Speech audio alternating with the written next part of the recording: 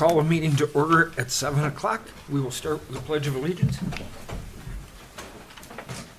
I pledge allegiance to the flag of the United States of America and to the republic for which it stands, one nation, under God, indivisible, with liberty and justice for all.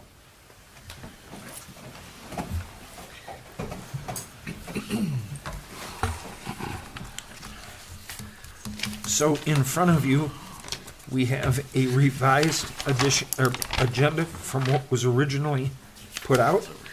In the revised edition, or in the revised one, under new business, we have added Historic District Commission Annual Report. So,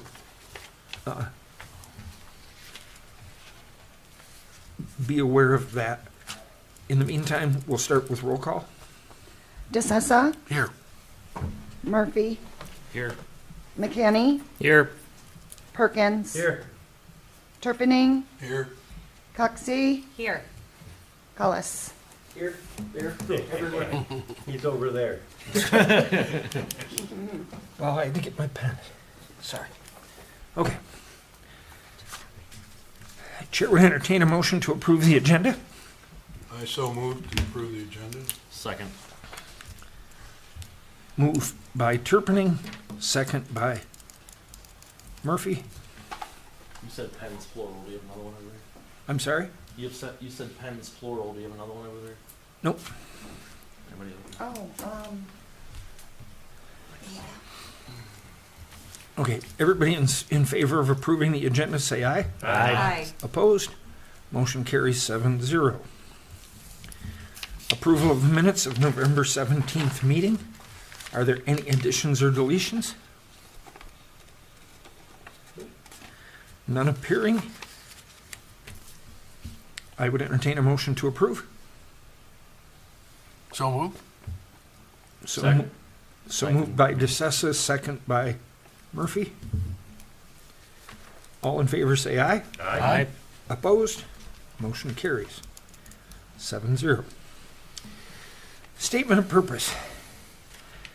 The mission of the Holly Historic District Commission is to safeguard the heritage of the village of Holly by preserving the historic district in the village that reflects the elements of the village's history, architecture, archaeology, engineering, or culture.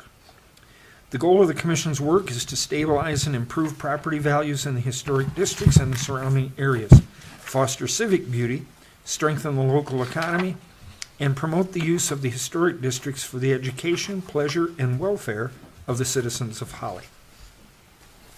That will lead us into presentation. As you know, from time to time, Ron Campbell from Oakland County Planning joins us, and I think of him as a ex officio member of this group. And tonight he's going to make a presentation on regarding fences in the historic district. This topic came up because I was looking at a fence around our house, and once I realized we had several hoops to jump through due to some zoning issues, I put a temporary fence in because winter was coming, and that dog we have is too big for my wife to handle. She has to be able to open the door and let him out. So we have a fence just outside the back door by the garage area between the carriage house and the house. But this presentation tonight it'll use our house as an example, but it'll talk about fences in general in the historic district. So, Mr. Campbell, if you would join us.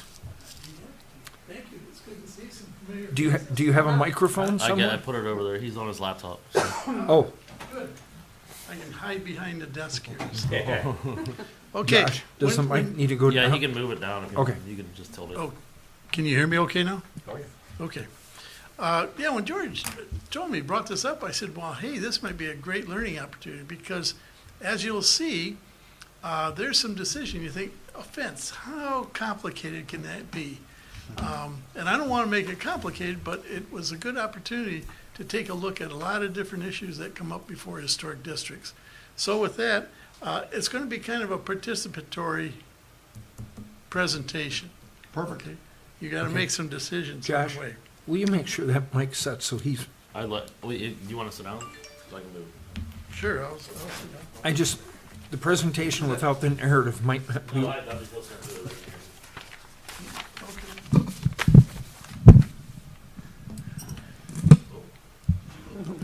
Okay. It seemed like a fireside chat, I don't know. Okay, so we have this, this is hypothetical, okay? So don't take this all real, because we're gonna come up with some decisions. I'm gonna be the homeowner in this case, and I come before the HTC, and this is my property. I just recently purchased it. I have a couple of grandkids that visit me often. I have some dogs and cats and stuff like that. This at 601, and I come to you and I want to install a fence along the public streets of East Maple and Park. Where do we go from here? I see one hand. Well, let's start with Jeremy. Well, first we gotta look at also not only with the historic district ordinance, but also the municipalities ordinance pertaining to fences in general. Exactly. Now, they don't make a decision on that. That'd be up to the planning, Zoning Board of Appeals. zoning board of appeal, because fences are not allowed. In the front yard beyond the front facade. Okay, And with that being a corner lot, now we have 2 front yards. 2 front yards. Is there, and there's a height? There is a height restriction, yep, and it has to be ornamental in nature. So But if- it's not allowed, so, You're allowed to have a fence in the front yard as long as it's ornamental in nature. okay, And it does not exceed 3 feet in height. good, And then they give you examples of ornament. great. so So if like if I wrought may, while you're playing the homeowner, if I may, can I give you some history on the property? Nope. Okay. I'm in control here, Oh, George. that's fine. No, what do we do with this? Well, what do we need to know? And I went ahead before I got to all that, right? Didn't I? Let me back up. What do we need to know? Well, why do I need a fence? What kinds of questions, and I wanted you to answer these questions. These are some that I just put out here. Why does a homeowner need a fence? Was there ever a fence at this location? If there was, do you have photos of it? If not, what kind of fence am I thinking of? And where am I proposing it should go? Are there other questions, maybe I missed some, that you would want to know as a HTC member? Does material of the fence come into play at all? Yes, sir. Yes, it does. Good. So what kind of materials? We had one come before ZBA, it was wrought iron. We proved that, it was a nice fence, it was over here on, was it Barrett, I think? Sherman. Sherman, We came to you with a vinyl fence Mm-hmm. yeah. with metal gates. Yep. Yep. So other- question number 1, does that even play from a historic district commission standpoint? Well, you have the right to ask it. Okay. Sure, sure. So then I would go and I say, well, what is it that helps me make a decision on this? And so I put together these. Well, I'd look and I'd say, well, okay, let's look at the style of the house. When was it built? What types of fences were used during this period? Will it create a false sense of history? That's a key one. Will it damage any historic fabric? Can it be removed in the future without damaging any of the historic resources? Will it adversely impact the historic neighborhood setting? And is it precedent setting? Good or bad? If we allow one fence, is that going to influence others along the way? And what will that effect have 10, 15, 20 years from now? And then should the guidelines be developed to address this issue? I know you've been working on guidelines. Yeah. Go ahead. What about, it's a weird question maybe, but just curious. So what about electronic fences? There's no physical fence. You just can't have it be electrified or barbed wire. That's a good question, because that's going to come up later. What, Good talk, if Ben. there's not a fence, what other options do we have? Does the homeowner have? precedence thing is always one that bugged me, when, especially on ZBA, are we setting a precedence? Yes. But in this case that you're talking about here, there was a fence there before. In our lifetime? I don't know, George. On this particular On property? your house? Yes, there was when we bought the house. Oh, there was. I see, as a new homeowner, I didn't realize that. Yeah. So, what was that fence? So there was a fence across, even with the front facade of the house, the fence came across to the driveway, and then it went back, and it came back to the house again, because there was a swimming pool on the side of the house. Okay. And I think your ordinance requires there to be a fence. State. Yep. Those two. The front of the fence was wood in nature and kind of matched the porch. And then going back and across the back, it was cyclone fence. That wasn't original then? No. No. No, it was put in for the pool, whenever they put the pool in. So those are all questions I think that are fair, and you could ask the homeowner, and what is the answer to these? And maybe that homeowner hasn't really thought about it in this context. So you're kind of pricking that information and getting him to think along those ways. So that, yes, Is it too much to ask from Jeremy's standpoint or yours? What about other area homes? I mean, if no one else has a fence, isn't that an issue? could be. Because what you do here could influence, like I say, 10, 15, what happens if two more owners come? Well, he got a fence, why don't you approve mine? So these are all But if it follows the. our ordinance, it would be allowed. Yep. So then I say, okay, well, what's changed in 163 years since this house has been built? Quite a bit, actually. You look at land development, density, and how the restrictions have changed. You look at transportation modes, and then the social issues such as security. We'll look at each of these independently. Did a little research. Density. Would you believe that Holly's population in 1860 was 542 people? Wow. That's a lot. Wow. Yeah, 2020 though, it was what? 6,000 for the village. it was Yeah, almost 6,000 in the village. This is the Holly, it's not the township, but the village. So once you have that kind of density and growth, it's going to mean that lands gets restructured. You know, those large parcels that George was talking about, they become smaller and smaller until in this case, you have this one tract land that's now basically one independent site. Forget the dimensions, George, but what are they? Probably, they're pretty deep along there. But all pretty standard along Maple. And then when this house was built, it was part of this larger parcel, but as it's necked down, for example, you'll see that property line comes right up to the outbuildings. Now, those outbuildings are original. And I doubt if current zoning would allow that. It goes on road frontage, so if you have 80 feet of road frontage or less, you have to be 5 feet from the property line for accessory structures. If you have 80 or more feet of road frontage, you have to be 9 feet from the property line So this for accessory structures. is grandfathered in, the garages Existing and things, non-conforming. because they're grandfathered in. But that limits the property owner to what they can do. But those have become part of the parcel right now. They're historic structures because they are part of the original building plan. So we have that to consider.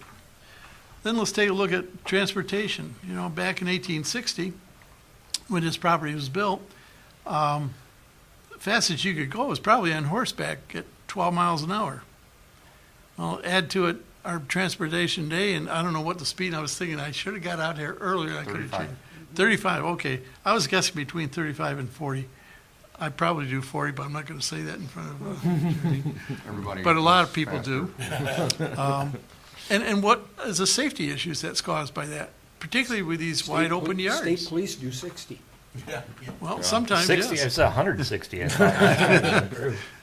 But that presents a ever-present danger for children running out into the street, animals, even personal safety of the vehicle driver as they try to avoid an accident or hitting somebody. So these are all issues that you have to take into consideration. And again, we're looking at rehabilitation. If you remember your earlier trainings, rehabilitation is taking a property and keeping it viable and in use. It's not restoration. Restoration is more museum type of restoration where you're taking a particular property back to a specific point in time. So we're rehabilitating properties. We're trying to keep them viable but still retain the historic character. And last but not least, I've had some issues with security here. I don't have any windows on the, what would that be, the north side. And I can't see out there, and I've had some garden hoses and garden lawn equipment and stuff like that stolen. So I'd like to enclose this to make it one more layer of inconvenience for somebody that would like to walk off with something. It's not a major problem, but irritating when I go out there to use a garden hose and it's gone. And I gotta go down and buy another one. So those are all issues that kind of interface with what decision you're making. So I look at it as, if I'm going to sell this property and the next family that comes in has small children, that's going to be even more important to them that are there all the time. So those are, again, just issues that we have. So here's a thought process that I typically go through. I consider the style of architecture, and this is an Italianate. This was popular from about 1855 all the way through the 1880s or so. It was part of the garden movement, and part of that garden movement, they detested fences. And so if you're going to have a fence, they wanted to keep it as minimal as possible. And they could do that with some of the wrought iron. You mentioned there was a wrought iron fence that was installed. And because they are so strong and they can be kind of just a thin pattern on it, it keeps the fence very small and see-through. And when I look at this coming in, you see these broad lawns on the front, and that is part of the character. So how do we treat that? Is this one fence going to make a difference? Probably not. But again, looking down the road, is it going to make a difference? Now, the zoning says, sure, you can put one there under these conditions. Yes, it would not be allowed in that top right picture. That Oh, would okay. not be allowed without a variance. Okay. So you got to get it passed by the zoning, and you got to satisfy two bodies, the Right. Historic Commission and the zoning. Yes, sir. Why would that not be allowed?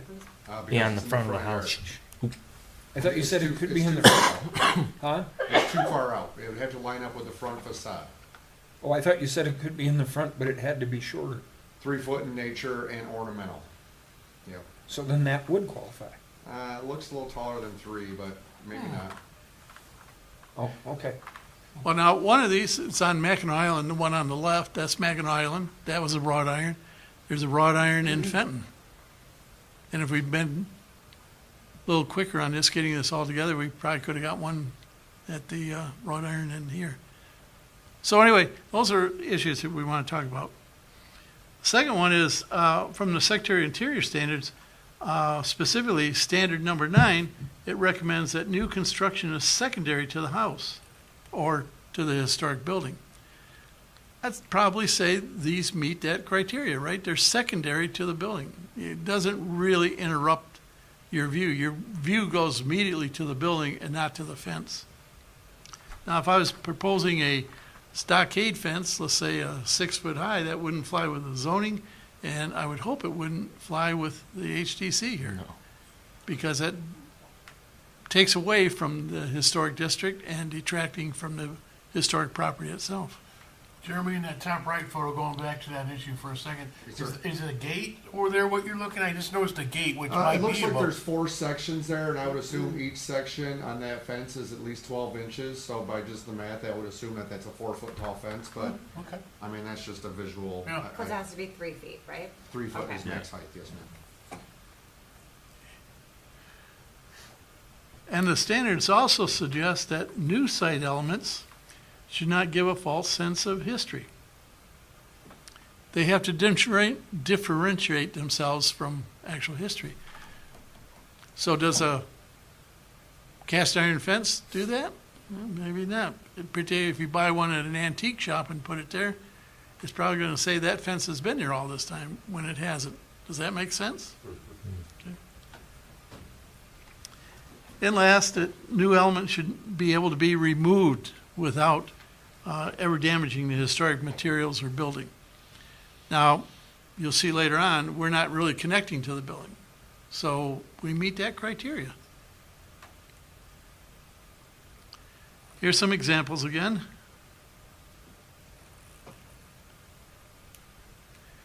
And so I would hope that when somebody presents something, and I think maybe we should look at this too, is there's got to be some minimum standards that they have to come in with so that you can get the correct information early and that everyone is going to be treated the same. So for example, they should be able to come in with a plan that says, okay, here's the existing fence. Here's what I want to do. Here's where it's going to go. Here's the type of fence I'm proposing. And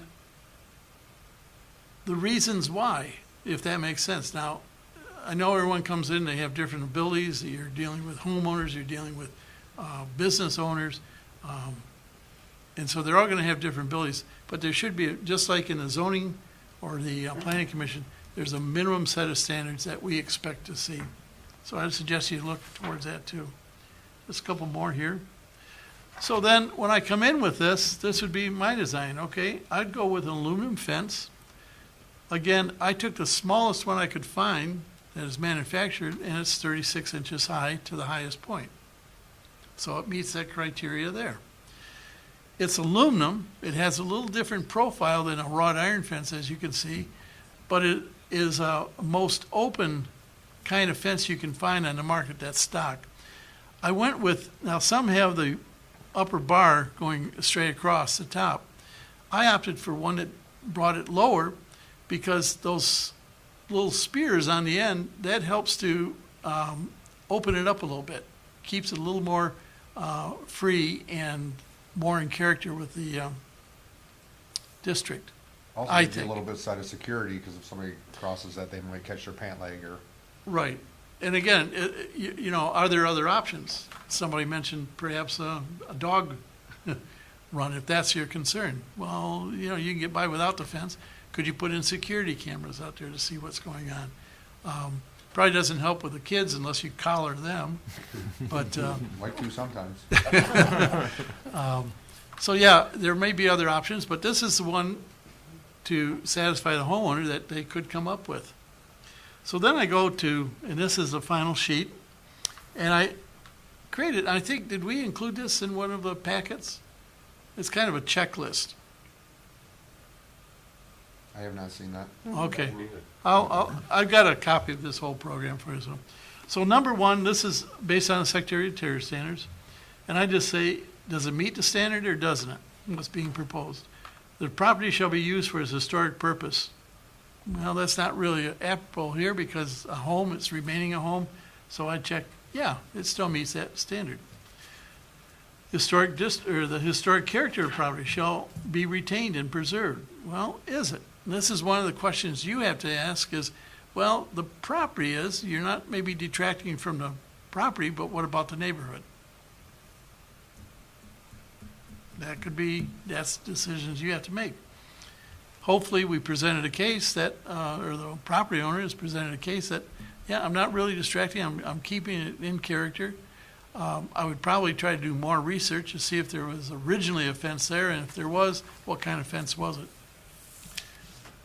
Number three, each property shall be recognized as a physical record of time. Well, that's not really appropriate either. We're not changing the historic property or the building, but we are changing the property. So I'd probably check yes on that. It maintains it. Most properties overchanged. If those change acquires historic sentiment in their own right. Well, again, this doesn't really apply to this situation. So yes, it meets that standard. Distinctive features, finishes, construction. We haven't changed that. So yes, that meets number 5. Deterioration of historic features? Well, not really. We're not, again, dealing with the property, but we're adding to it. So I would say that meets that. Chemical or physical treatments such as sandblasting, again, we're not dealing with that with this particular case, so I'd rule that as appropriate. 8, significant architectural resources affected by the, shall be protected and preserved. Now, remember, see how they word that as resources, not just the historic building, but resources. So that neighborhood could be a historic resource in and of itself. That's the real question. 9, new additions, exterior alterations, related new construction shall not destroy historic materials or character. Well, it's not destroying any historic materials. You're putting in right off the fence, keeping in probably what is required by zoning. So you're meeting all the zoning, assuming that you get approval by the Zoning Board of Appeals, but now you're at the HDC.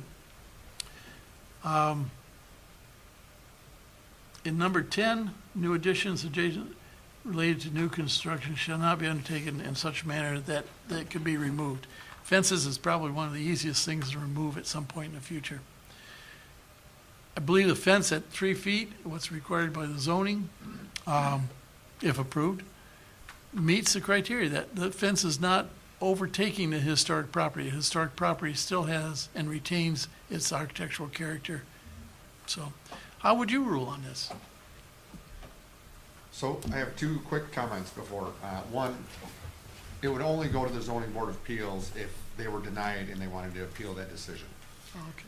The initial review would come administratively, and if we determined that it had to go in front of the historic district, if they checked all the boxes for the plan, for the zoning requirements, then it would go in front of the HDC for their approval secondary. One other criteria that we would look at is that each road has a right-of-way where we have utilities, so we cannot encroach into that right-of-way with a front yard fence. And then one last comment is we always recommend to call Ms. Stig when you're putting a fence in the front yard for all the utilities that we may not know of. That's a good point.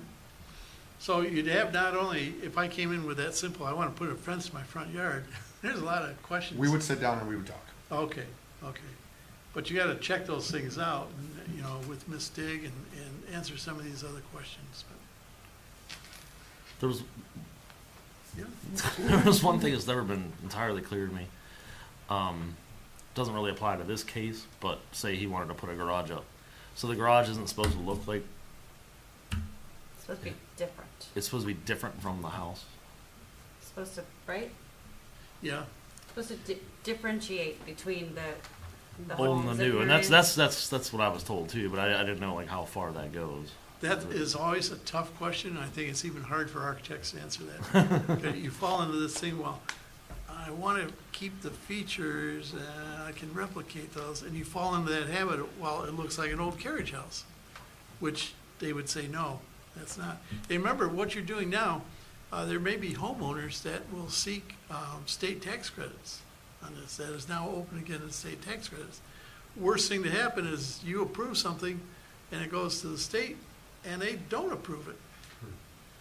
And that's happened when there was tax credits. So you're kind of caught between a rock and a hard place. And so I would actually go through, and if you check these boxes, if you accept it or deny it, what are the reasons? Make sure it's very clear in your application or your decision that the reasons are clearly spelled out. Can George get a tax credit to, since he already had a fence there, to get a new fence? No.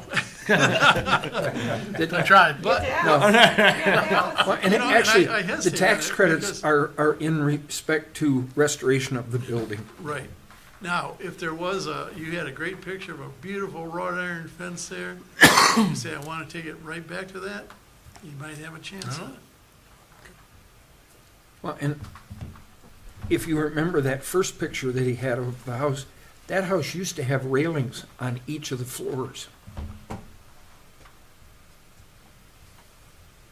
Try and get back to it. There you go. Oh yeah. If we wanted to restore the house like that, and what you don't realize in this picture, that this level right here was a flat floor. Ours had that too. Now it's a shingled floor. But if we wanted to take it back to that, and you'll notice the railings even over here. Yeah. that, we could go for a tax credit there to take the house back to where it was. That would be the kind of stuff that's out there in those tax credits. When you started your presentation, I asked if I could get a little history on the property. I just wanted to let you know you actually covered it in there. Because the history I was talking about was how the property changed as you brought it up. I think you said that the side setbacks were 5 feet and 9 feet. The front yard is more than 100 feet. It's more than the 80 feet. So that makes it 9 feet. And currently, the way they split that, it would not even be allowed today to split it that way, because that building is 30 inches from the fence on the one corner. And it does present a problem because there's not much you can do to get through there. My garage is partially in my neighbor's yard. Yeah. Yeah. But They I'm built just it. saying, and then on the, as Mr. Watson said, it has 2 front yards. On the side of the house where Park Street is, well, when the house was built, Park Street wasn't there. And I don't know if in today, they wouldn't even allow you to put the street that close to the house. But it was done in 1901, and it was deemed acceptable back then. And I don't know what the zoning requirements are on some of this, but where was I gonna go with that? I didn't check that out. But if you, let's say the property owner wanted to build a garage, well, they'd have to still conform to the standards, which I hope it probably, because all those houses are set back about the same distance, that there's some depth there that you couldn't put any, Property. No accessory structures are allowed in the front yard. okay. Yeah. And with George's property, or this property in particular, once again, we're at that 2 front yards again, And so you'd be limited to that, where it's at now. where it's at now and behind, so. You used a term, keeping the property viable. That was part of what we did when we saved the carriage house. We brought that door around to the other wall, because by them cutting the property down so small, you couldn't use the old garage door that was at the back because you didn't have room to make the turn with modern day vehicles. Back when they had it, they were only walking a horse down there. So that's kind of it. I don't know how you decide on it, but again, I ask you to make sure that your reasons are clearly spelled out in the motion and appear in the, So, just for clarification, it wouldn't come to the HDC First. until it got through the ZBA? No. No. Remember, ZBA is only if we said no and you said no, they would have an appeal process. But we don't have the purview to approve where the fence sits. That would be, that's me, Okay, administrative. so if you say no, the next step is ZBA before it comes here to get permission to put it where the homeowner wants to locate it. Yep, it could be either way. If they wanted to come here and get approval first and then go to the zoning board of appeals, so they only had the one variance, or they could go to the zoning board of appeals and come to this board with a clean packet. So, but basically, the HDC is literally just approving the type of fence, Correct, not the location. not the location. That's, I feel like they should go to ZBA first, and then we approve the look and feel and all that. I suppose you could probably give approval, HTC could give approval contingent on. Yes, that's how it would be. Oh, okay.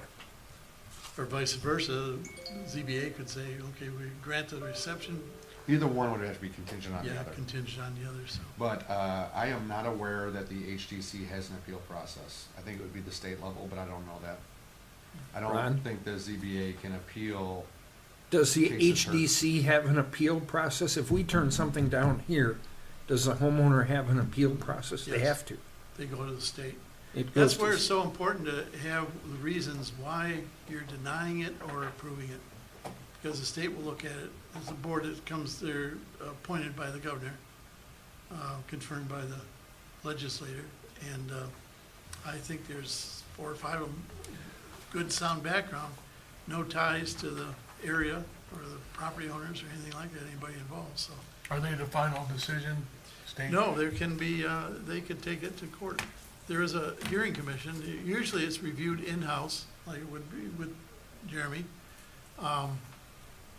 And well, other boards operate, like the Michigan Barrier Free Design Board. When I serve on that, they come and there's or a staff review. We're not bound by that staff review, and we can reject it. If they still wish to appeal it, it goes to court then. So the Department of Interior at the federal level doesn't get into decision-making or appeals? Only if you're going for the tax credits. Oh, okay, yeah.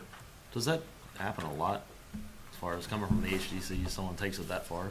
I would imagine big commercial properties. Yeah. Yeah, probably, yeah. Actually, I can't name the communities, but I know there's ones here in Oakland that they've had 4 or 5 go to the appeal board. For fences even. So, Okay. and I think one is tied up in court now, so, Wow. yes. Just curious. Okay. Any other questions for Mr. Campbell? Ron, Did as it always, help? we appreciate your Oh, yeah. expertise. No, Thanks, Ron. my pleasure. Thank you. Thank you. Yeah, can we get a copy of that? Yeah, Oh, that's yes. what I- yeah, I We'll wanna- incorporate that Yep. into a checklist for fences. I'll get you a better one. I mean, it's a checklist I've developed just as a kind of a handy thing to say, okay,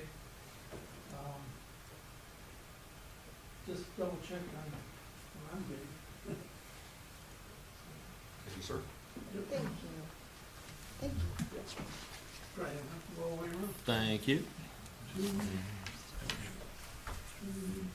Thanks, sir. I'll start the other end. We got enough? Thank you. Yep. Thank you.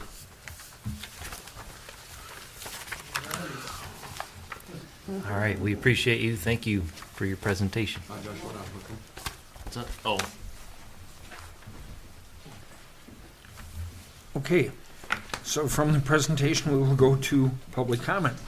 Members of the public can address the commission once recognized by the chairperson. Comments are limited to a maximum of 4 minutes. Commission may extend this time by up to an additional 4 minutes by a majority vote.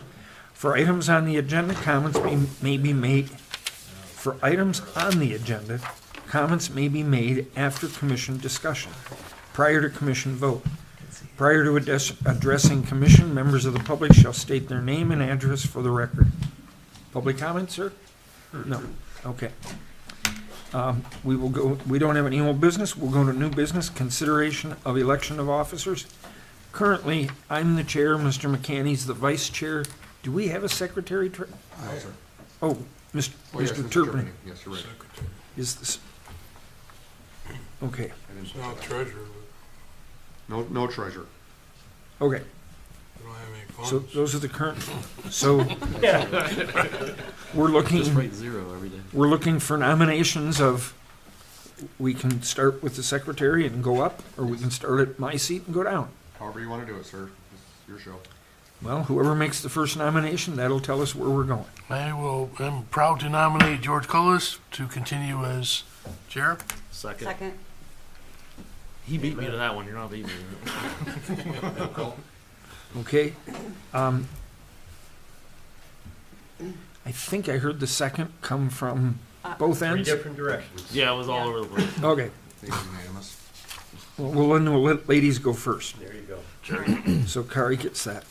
Are there any other nominations? Nope.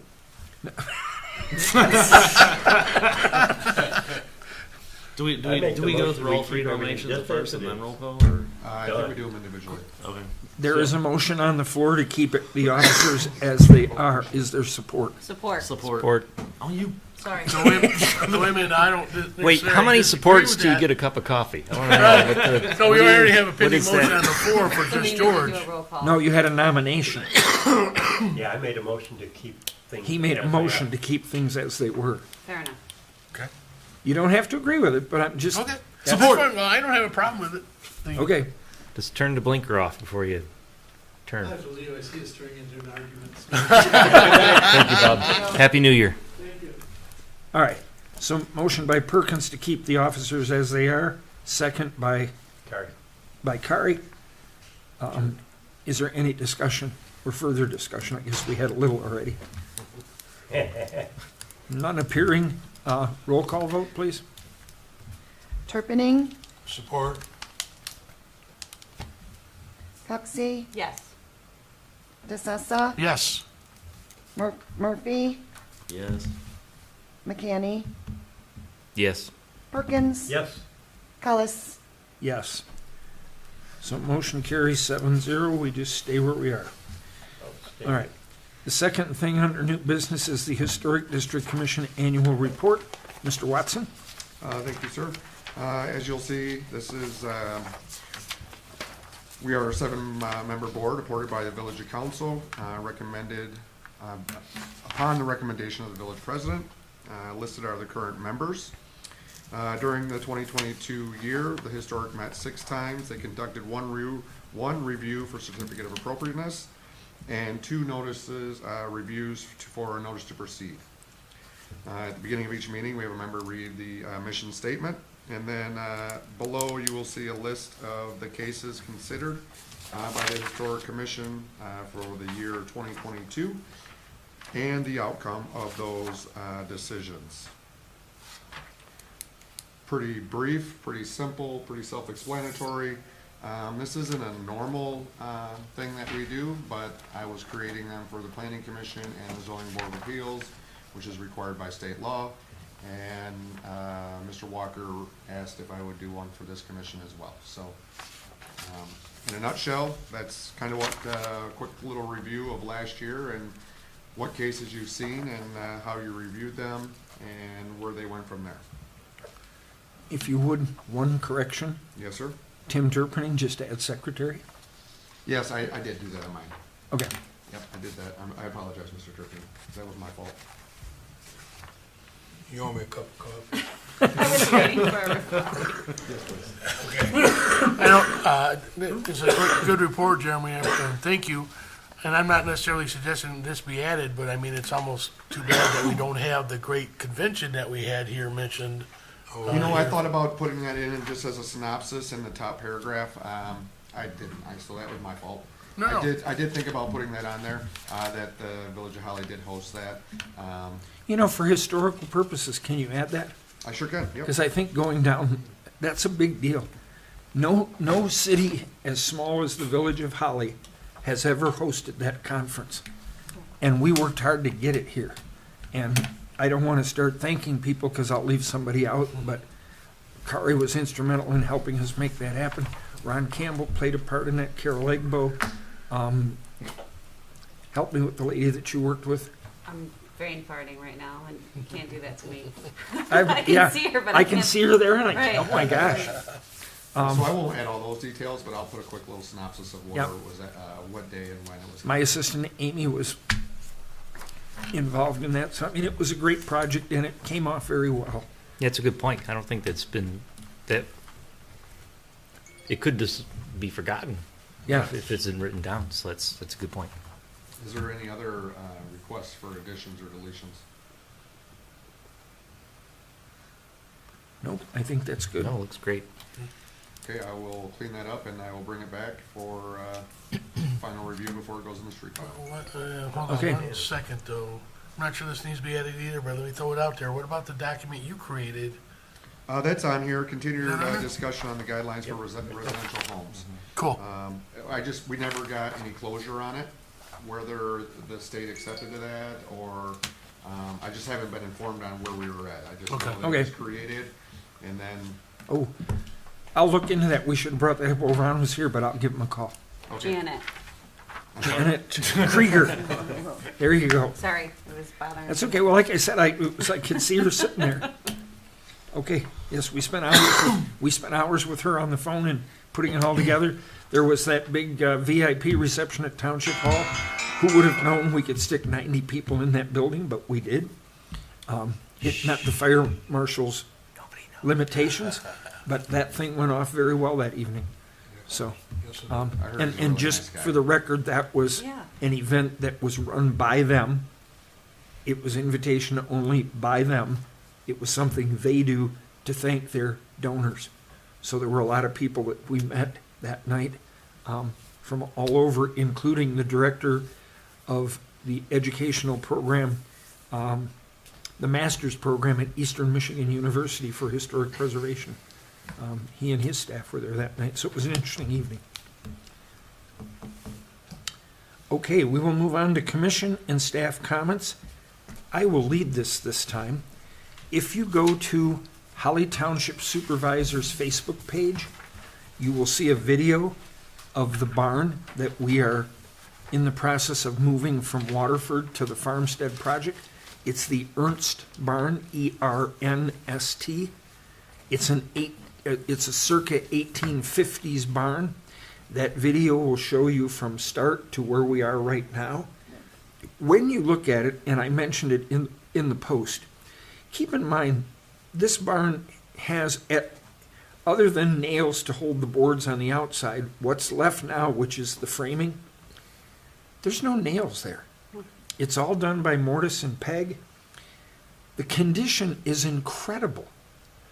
The straightness, the level, things haven't gone wonky and haven't twisted. On a building that's over 170 years old. And the guy that's doing this, Dean Sutton, he even said, George, I've never seen a barn where the roof boards are intact. Because usually over the years they rot, they have to replace. He said typically an 1850s barn today has a plywood roof. This still has the original boards. That it was just taken care of that well. And he's excited. He has dropped some equipment off at the farmstead. Next week you will see him start working on the foundation work. And they are going to pull up the stone foundation in Waterford. The 4 cornerstones will be replaced, and the rest of the stones will make up the new foundation coming out here. So it's really an interesting project. It's kind of exciting to watch this happen.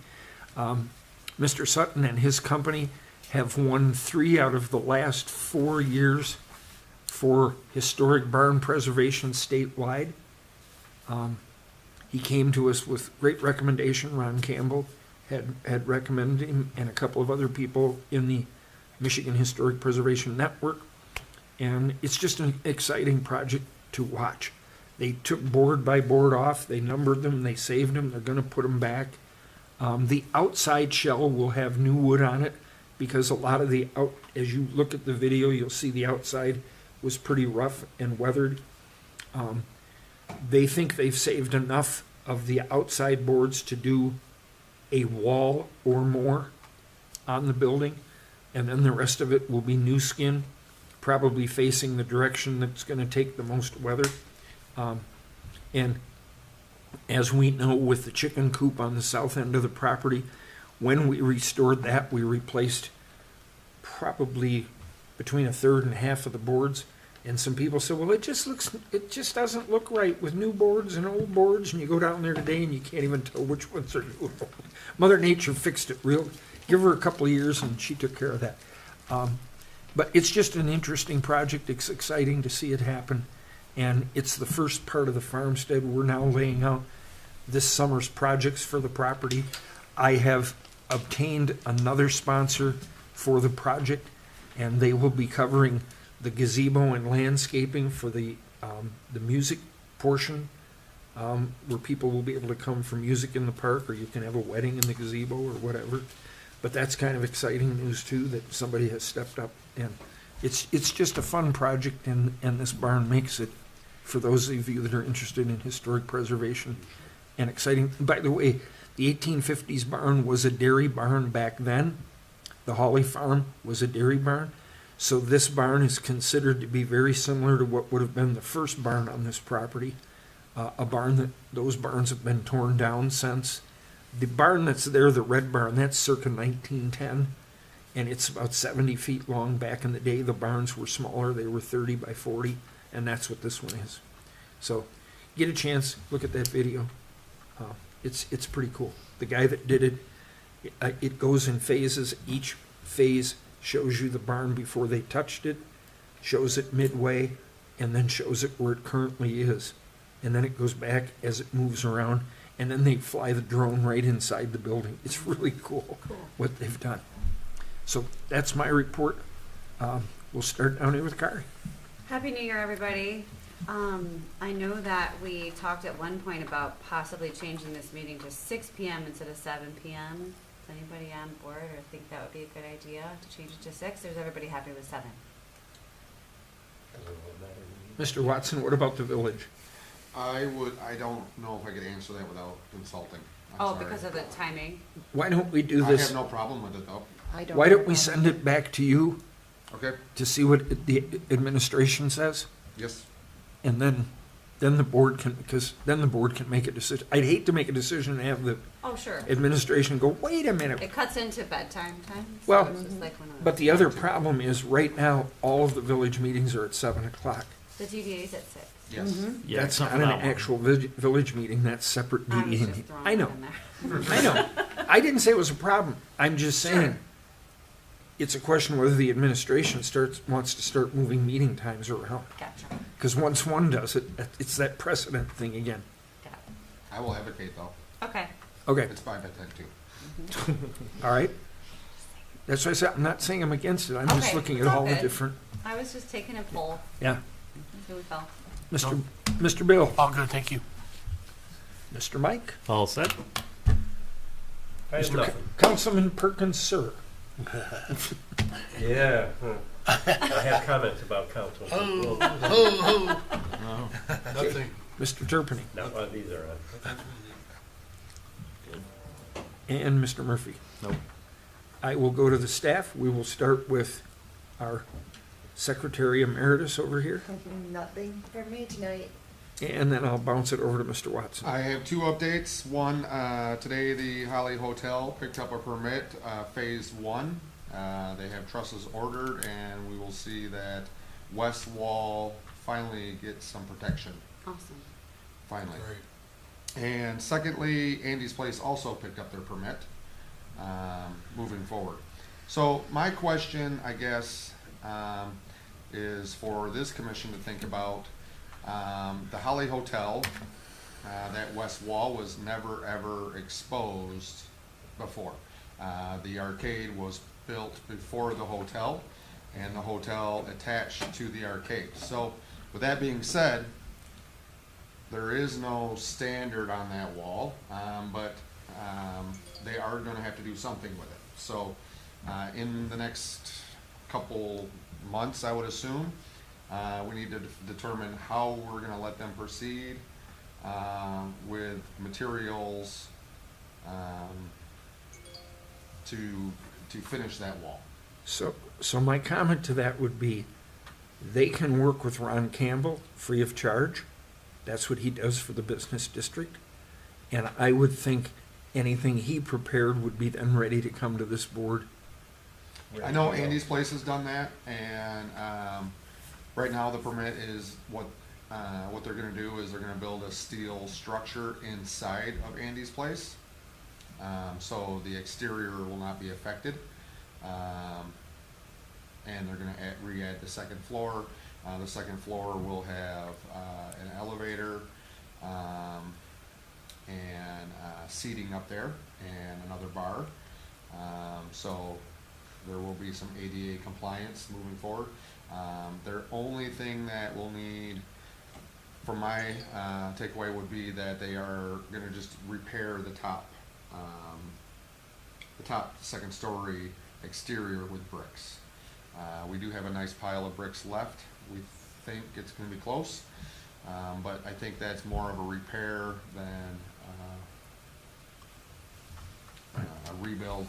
And I think it would be appropriate for administrative approval if they are just putting the bricks back on. But I wanted to bring it to this commission to make sure that you. Well, and are again, gonna- like I said, I know they're working with Ron Campbell. They are working with Ron hand in hand. If Ron comes down and says this doesn't need to go, I don't know about the rest of the board, but I'm good with that. Oh, yeah. Totally There, agree with I that. think there will be a point, at one time, it will need to come because they are gonna be putting an ADA ramp in.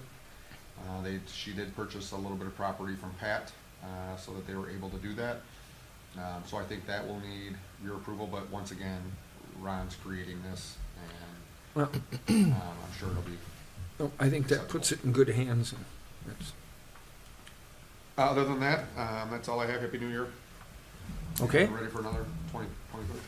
we are looking at 7:55. If there's nothing more to come before this board, I will close the meeting.